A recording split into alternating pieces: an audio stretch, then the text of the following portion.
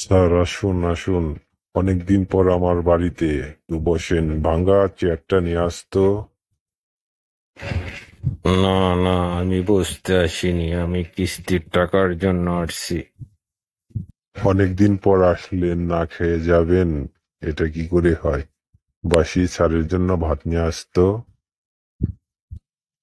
না না, আমি কিছু খাবো না, আমার কিস্তির টাকা দেন, আমি চলে যাব। এতদিন পর আমার বাসায় আসলেন, না খেয়ে যাবেন, কিছু তো একটা খেতেই হবে। পচা দই নিয়ে আসতো।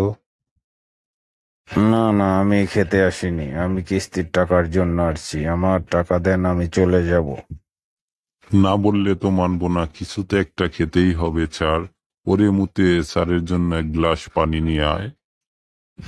এ কি বিপদ রে বাবা, আমার কিস্তির টাকা লাগবে না, আমি এবার পালাই।